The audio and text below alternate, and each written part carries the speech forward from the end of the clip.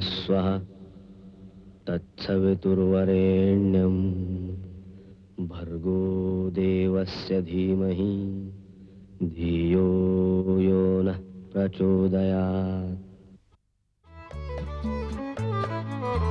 सुख आणिक दुःख यांना सांधते आहे,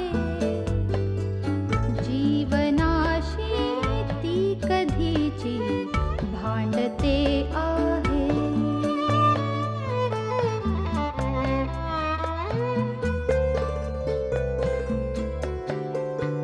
दोन डोळ्यांनी मुक्याने बोलताना ती वेगळे काहीतरी बघ सांगते आहे।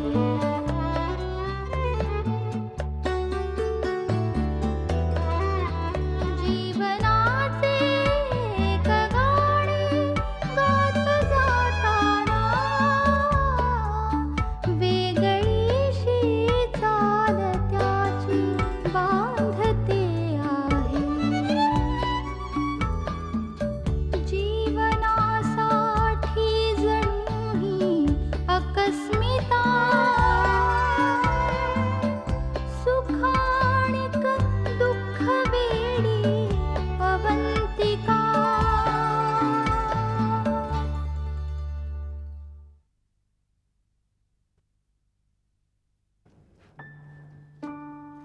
मैथिली, हे बघ. काय आहे अगं बघ तरी. शेखर, मला ना तुमचं ऑफिसचं काहीही दाखवू नका. मला त्याच्यातलं अजिबात काय कळत नाही. वरचं नाव तरी वाचशील का, म्हणजे कळेल कोणाच्या संदर्भात आहे ते. बरं, बघू. अभिषेक जहागीरदार, काय आहे? त्याच्या लोनचं प्रपोजल. मी त्याला मदत करायचं ठरवलंय. हो शेखर, तुम्ही त्याला मदत करणार आहात बिझनेस मध्ये? हो हो, मी त्याचा लोन सँक्शन करून देणार आहे. खरंच की काय? खोटं कशाला बोलू. बघ ना, त्यातल्या सगळ्या फॉर्मॅलिटीज जवळजवळ पूर्ण झाल्या आहेत. शेखर, तुम्ही खरंच खूप चांगलं करतात. माहितीये का, अभिषेकला आता भांडवलाची खूप गरज आहे आणि माझी खात्री आहे की तो या संधीचं सोनं करेल. माझी सुद्धा खात्री आहे. म्हणून तर मदत करतो. निखिल एक गॅरेंटर व्हायला तयार झालेला आहे. दुसरा गॅरेंटर मी शोधून देईन त्याला. शेखर, तुम्ही खरंच किती चांगले आहात. चांगला आहे की नाही मला माहित नाही, पण प्रत्येक व्यक्तीचा स्वतंत्रपणे विचार करावा असं मात्र मला वाटायला लागलं.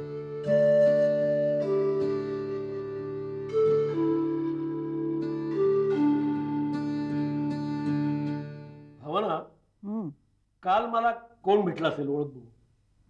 कोण भेटलं? ऍडव्होकेट परांजपे. अगो बाई, म्हणजे ते विनायक परांजपे?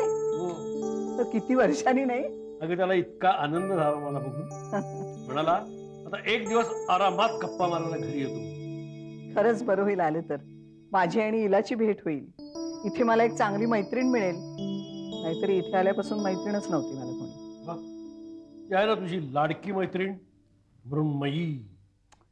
ती आहे हो, पण बरोबरीच्या मैत्रिणीशी गप्पा मारण्यातली गंमत काही वेगळीच आहे. कोल्हापूरला कशी पूर्वा होती बरोबर, कुठच्याही विषयावर तिच्याशी गप्पा मारू शकत होते. सारखी अवतीभोवती असायची माझ्या. सून कसली, माझी मुलगीच ती. पण इथे आल्यापासून सगळंच. अगो बाई, पूर्वा, अमोल, तिला की नाही सरप्राईज. ये बस. तब्येत बरी आहे ना? बसा बसा. अशी अचानक कशी? याचं काम होतं पुण्यात, म्हणलं मी पण येणार. फार बरं केलं सालीस ते. आता तुझीच आठवण काढत होतो आम्ही. घर मस्त आहे. हा, पण आपल्या कोल्हापूरच्या घरा एवढं मोठं नाही, थोडंसं लहानच आहे. बरं, आपले डॉक्टर महाशय कुठे? क्लिनिक मध्ये. आज त्याच्याकडे एका व्हायलेंट पेशंटची केस आलेली. अच्छा, म्हणजे सुरुवात झाली तर. हो रे बाबा. बरं, मी त्याला सांगते फोन करून तुम्ही आल्याचं. नाही नाही, सांगू नको. मी डायरेक्ट क्लिनिक वरून सरप्राईज देतो. बरं बरं. बरं पूर्वा, तुम्ही हातपाय धुवून घ्या, मी चहा करते. आणि काय गं, घराला कुलप लावून आलीस ना नीट? आणि हो, आपले माळी बुवा येतात की नाही रोज? हा, पाणी बिणी घालतात ना व्यवस्थित? नाही तर सगळे सुकून जातील झाडं. आणि आपल्या बाई हसायला काय झालं? हसा हसा. मी घर सोडून आले तरी घराची काळजी सुटत नाही माझी. चल ग, चल त्यांच्याकडे लक्ष नको देऊस. सकाळपासून मला तुझी आठवण येत होती.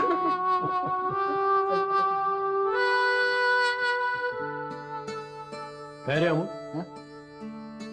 कसली केस आहे? कुठलं काम काढलंय? त्याचं काम काही खास नाहीये दादा. ऍक्च्युली काम हे एक निमित्तच आहे. खरं म्हणजे तुम्हाला भेटायला आलो. अमोल,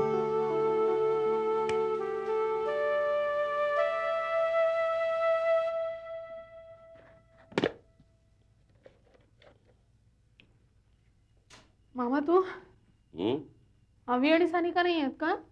अगं आवी गेलाय पोलीस स्टेशनला आणि सानिका गेली आहे तनूला दवाखान्यात घेऊन. पण काय ग, तू कशी काय आलीस आत्ता? अरे इथं ना लाईट बिल भरायला आले होते. बिल आलंय आम्हाला या वेळेला 3000 रुपये. ही पोरं ना कायम टीव्ही, फ्रीज, लाईट, फॅन सगळं ऑन करून निघून जातात. खर्च वाढत चाललाय रे खूप.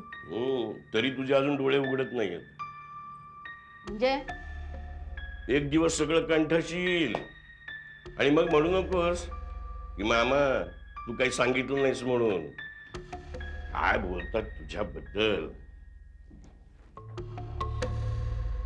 ऐकवत नाही. काय बोलतात? नाही जाऊ दे, तुझा विश्वास नाही बसणार. सांग ना. आता काय सांगायचं आणि तुला? अगं माणसं वरवर इतकी प्रेमानं वागतात पण माणसं इतकी नाटकी असतात. आणि पैसा तर अतिशय वाईट बघ, चांगल्या चांगल्या माणसांची नियत खराब करते. अविनाशनी तुझ्याबद्दल असं बोलावं? सख्या बहिणीबद्दल काय म्हणत होता तो? काय म्हणत होता काय? हेच की अनिता बावळट आहे म्हणून. तिला काहीही सांगितलं तरी खरं वाटतं. आणि म्हणाला कसा, आई माझ्याकडेच राहत होती त्यामुळे तिच्यावर हक्क माझाच आहे आणि तिच्या प्रॉपर्टीवरही. असं कसं? तेच म्हणालो मी, असं कसं? मी म्हणालो ना की मुलींचाही हक्क असतो प्रॉपर्टीवर. पण तो म्हणाला मामा तुम्ही मध्ये बोलू नका, आमचा आपसातला मामला आहे. खर तर इंदूनं 2 लाख द्यायचं मलाही कबूल केलं होतं, पण त्याआधीच ती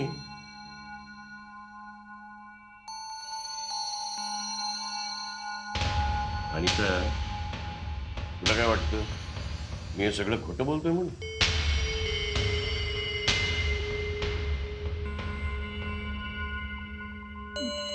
नाही तसं नाही, पण अवी असं बोलतो?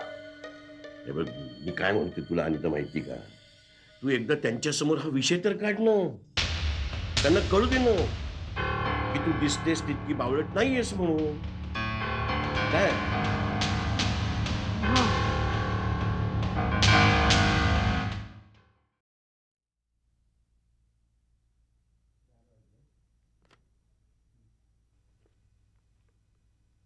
अवंतिका, काय ग उशीर झाला तुला? आज लायब्ररीत बसली होतीस? इकडे इकडे इकडे.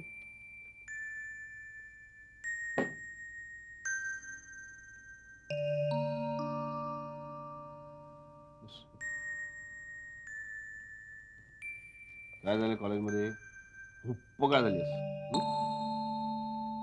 मी तुम्हाला त्या नीरज बद्दल सांगितलं होतं ना. हां, त्याचे वडील आले होते कॉलेजमध्ये. काय म्हणाले? सगळ्या स्टाफ मेंबर समोर मला काय वाटेल ते बोलले. मला म्हणाले आमच्या पर्सनल गोष्टींमध्ये दखल द्यायची तुम्हाला गरजच काय. त्यांना असं वाटतं की मी नीरजला पितवलंय त्यांच्या विरुद्ध. बाबा ऑन द कॉन्ट्ररी, मी नीरजला किती वेळा हे समजावून सांगितलंय की असं वडिलांना सोडून आईकडे राहायला जाऊ नकोस. आमच्या कॉलेजमधल्या स्टाफ मेंबर्सना तर काय मजाच वाटत होती, एन्जॉय करत होती.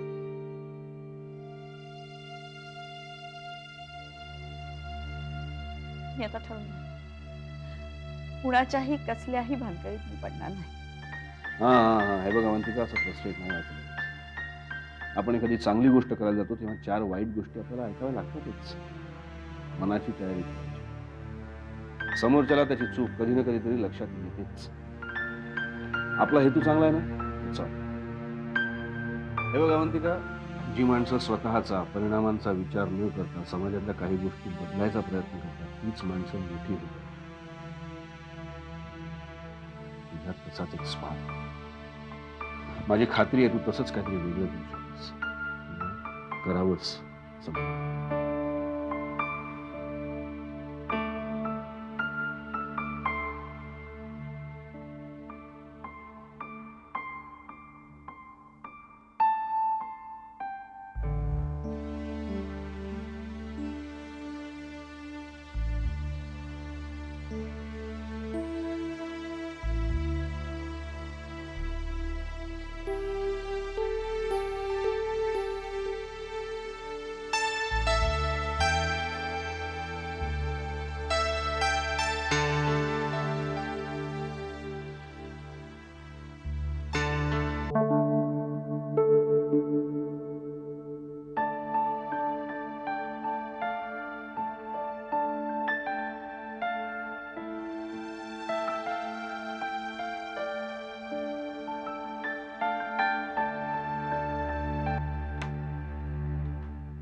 येऊ का डॉक्टर साहेब? अरे अमोल, काय म्हणतोय?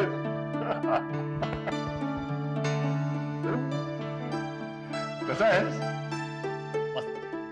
दिवसाने दिसतोयस. काय पण आज एकदम अचानक? हो आलो सहज. म्हणजे तुम्हाला सगळ्यांना भेटावंसं वाटत होतं आणि म्हणजे या क्लिनिकच्या ओपनिंगला सुद्धा नाही येत आलं मला, त्यामुळे मग ठीक आहे रे, फोन तर केला होतास ना. बरं झालं आला. एकटाच आलेस की पूर्वाई? नाही पूर्वाई आली. गुड. आणि हो, तिनं एक निरोप सुद्धा दिला तुझ्यासाठी. काय? इथली कामं पटापट आवरायची आणि जेवायला घरी यायचं. बरं बरं. ए, माझ्या क्लिनिक मध्ये पहिल्यांदा आलाय. चल ना. हो आता मग तू निघ. ये. बघायचं ना. कोण आहे का?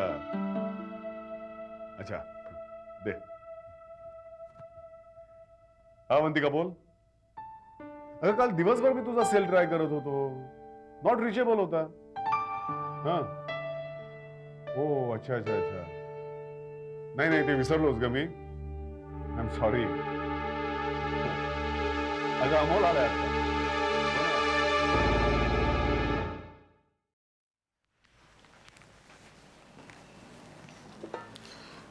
अवी अगं त्या आपटेंच्या मुलीचं लग्न आहे. आपल्याला आमंत्रण दिले बरं का त्याने. छान स्थळ मिळालं ग तिला. दुसरं लग्न असून सुद्धा अगदी सगळं सागर संगीत करतायत. पदरात एक मुलगी आहे पण नवरा छान मिळालाय. अवी आई,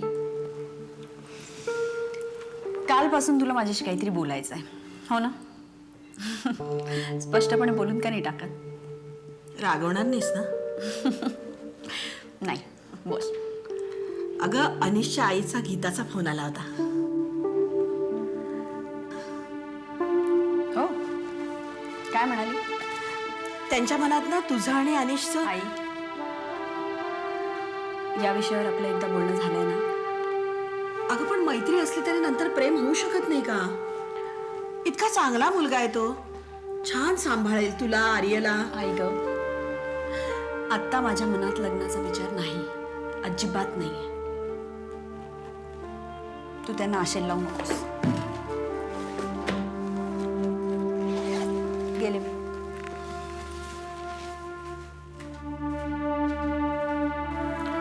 सुलभा, तुला एवढं सांगितलं तर विषय काढलाच. हो पण ते गीताचा सारखा फोन येतोय आणि ऐकलत ना तुम्ही. अगं आता तिला नाही करायचं तर कशाला घाई करतेस? तिला वाटेल तेव्हा करेल ती.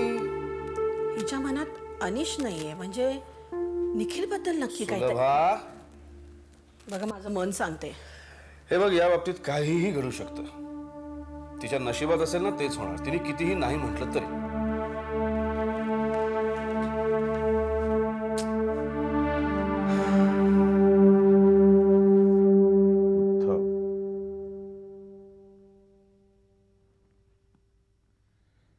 सांगा, हे भास याला कधीपासून होत आहेत? 2 महिन्यापासून. म्हणजे तशी त्याला आधीही सवय होती.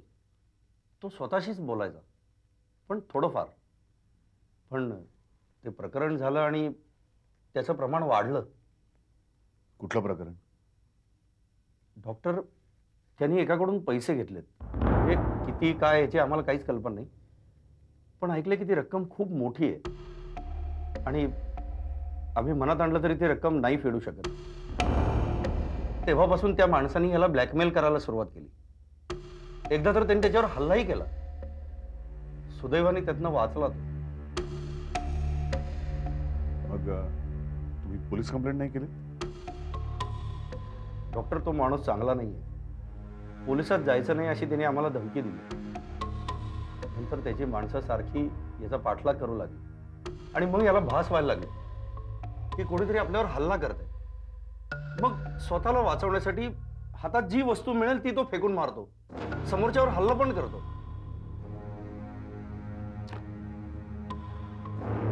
काय मिस्टर साळवे, तिच्या मनात जी भीती बसली आहे ती आधी आपण दूर करायला हवी.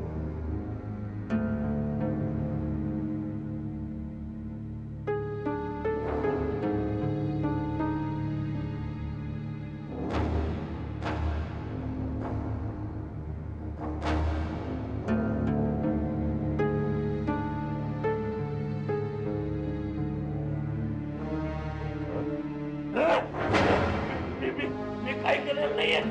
मला मारू नका. मी काय केलेलं नाहीये. मला मारू नका. मी काय केलं, मला मारू नका.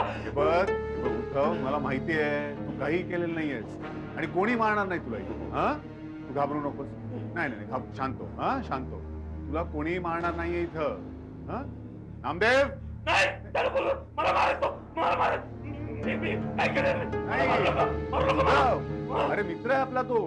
हा, नामदेव मित्र आहे आपला. काही करणार नाही. हा, नामदेव जा, त्याच्या बरोबर जा. तू जा त्याच्या बरोबर.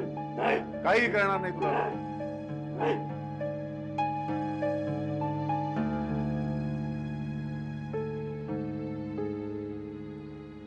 मिस्टर साळवी, मी उद्धवची ट्रीटमेंट लगेचच सुरू करतो, पण मला वाटतं की याला काही दिवस इथे राहावं लागेल. थोडा वेळ लागेल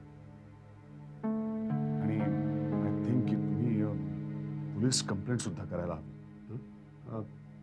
हो हो, पण डॉक्टर काहीही करा, प्लीज त्याला बरं करा.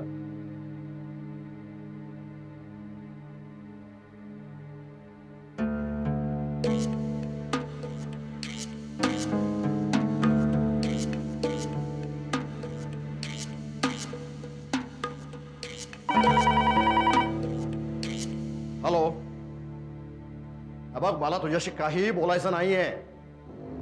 तुझ्यामुळे आणि त्या दीक्षित मॅडममुळे नीरज माझा तिरस्कार करायला लागलेला आहे. येस, ती अति शहाणपणा करणारी दीक्षित मॅडम आहे ना, तिची तक्रार घाल मी चाललेलो आता कॉलेजमध्ये. Thanks madam.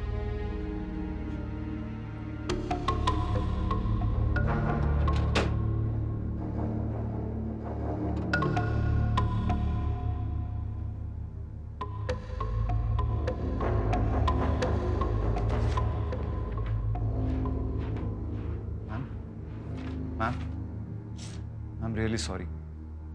काल पप्पा येऊन तुम्हाला जे काय बोलले माझीच चूक आहे. मी एवढं पर्सनल तुम्हाला काही सांगायच नको पाहिजे आता. It's okay, bus. It's not okay ma'am. माझ्यासाठी इतरांसमोर तुम्ही असं ऐकून घ्यायला नको पाहिजे आता. मला खूप राग आला पप्पांचा. I don't want to see him again. I hate him. Neeraj, you should respect your elders. मी मागच्या वेळी पण तुला सांगितलं होतं. त्यांनी असं वागू नये. हो हो, त्यांनी असं वागून सुद्धा. हे बघ, ते जर असं वागत असतील तर त्यांची काहीतरी बाजू असेल. आपण त्यांना समजून घ्यायला हवं. नीरज, इतके वर्ष त्यांनी एकट्याने तुला वाढवलं. तुला कोणत्याही गोष्टीची कमी नाही पडू दिली. हे सगळं विसरून कसं चालेल? आणि एक लक्षात घे, जर मोठे लहान मुलांसारखं वागायला लागले ना तर लहानांनी मोठं व्हायचं असतं.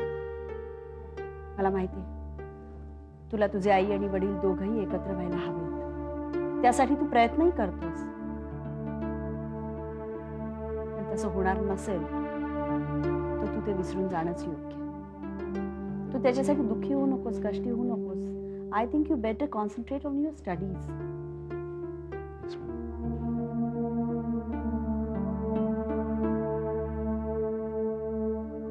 एक सांगू, शाळेत असताना गुरु या शब्दाचा खरा अर्थ कळला नव्हता. तो आज कळतो तुमच्यामुळे. मी पापांशी बोलेन. थँक्स मॅम, मी येतो.